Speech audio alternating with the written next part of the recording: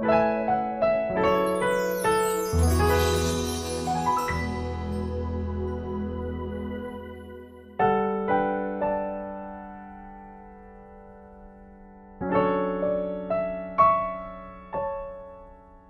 a father who promises his young child a trip to the park after work. The day doesn't go as planned. He's caught in heavy traffic, his meetings run late, and unexpected errands pop up. At the end of the day, he's exhausted, but despite all the delays, he still takes his child to the park. The promise wasn't forgotten, and his commitment stands firm. The father's ability to keep his word, even when things went off course, reflects a deeper truth about God's unwavering faithfulness to us. This everyday example mirrors what we see in Joshua chapter 21, verses 43 to 45, where God fulfills his promises to Israel.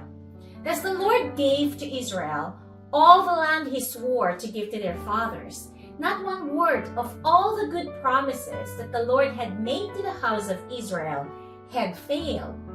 All came to pass. After decades of wandering in the wilderness, dealing with internal strife, external enemies, and sometimes their own disobedience, the people of Israel finally entered the promised land.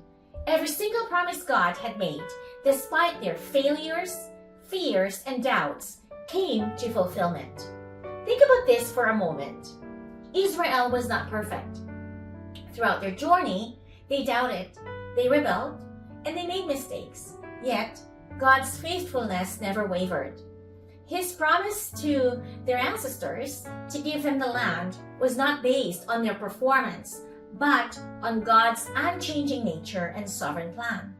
In this moment, Israel experiences the overwhelming truth that God's providence prevails, even when his people fall short. This leads us back to the theme of our sermon series, grounded in Romans chapter 11, verse 33. Oh, the depth of the riches of the wisdom and knowledge of God! How unsearchable his judgments and his paths beyond tracing out! God's plans are so much higher than ours, and his wisdom is far beyond our understanding. What Israel saw as failure, delay, or defeat, God saw as part of his grand design, his sovereign will unfolding through history. In our own lives, we face similar challenges.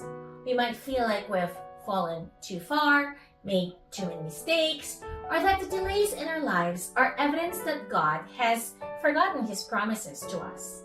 But the truth we see in Joshua chapter 21 is this: God's promises do not fail. He is sovereign over every situation.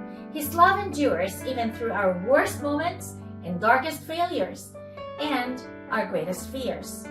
Take a moment to reflect on this. God's grace is greater than our weaknesses.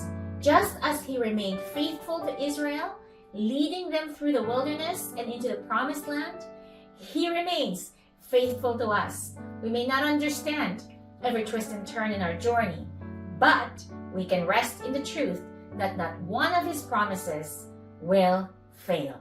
God bless us all.